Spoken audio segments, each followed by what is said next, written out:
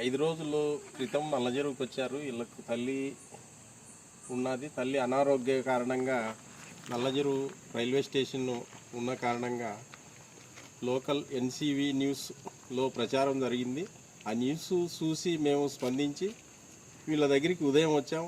వీళ్ళ స్థితిగతులు కనుక్కున్న తర్వాత వీళ్ళకు ఏదో ఓ రకంగా మనం సాయం అందించాలనే ఉద్దేశంతో ఇప్పుడు ప్రస్తుతం నల్లచెరువు మహాత్మా గాంధీ టైలర్స్ అసోసియేషన్ తరఫున మా అధ్యక్షుడు ముస్తఫా గారు వీళ్ళకు చెరువు జత బట్టలు అందివ్వడం జరిగింది. దాంట్లో భాగంగా ఈ అమ్మాయికి మనం సేవా భారతి తరఫున తల్లిదండ్రులు లేని పిల్లలకు చదువు, విద్య, వాళ్ళకి బట్టలు, అన్ని విషయాల్లో మనం చూడడానికి సేవా భారతి ఒక స్వచ్ఛంద సేవా సంస్థ ఉన్నది, గురుకుల పాఠశాల. వాళ్ళను సంప్రదించిన తర్వాత వాళ్ళు కూడా వీళ్ళ డీటెయిల్స్ తీసుకురమ్మన్నారు.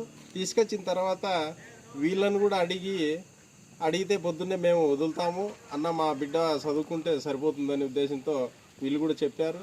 వాళ్ళతో తిరుపతిలో ఉంది గురుకుల పాఠశాల, మహిళలకు మాత్రమే అది. అక్కడ జెంట్స్ ఎవరు ఉండరు.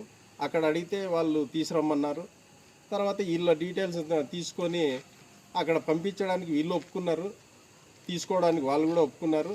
ఒక 4-5 రోజుల్లో వీళ్ళ అభిప్రాయం తీసుకొని ఈ అమ్మాయిని అక్కడ విద్య, బుద్ధి అన్ని విధాలుగా వాళ్ళు చూస్తారు కాబట్టి అక్కడ వదలడానికి వీళ్ళు ఒప్పుకుంటే వీళ్ళ ఆమోదంతో మేము అక్కడ వదలడానికి సేవా భారతిలో ఈ అమ్మాయిని చదువుకు అక్కడ వదిలేయడానికి మేము ఏర్పాట్లు చేస్తున్నాం.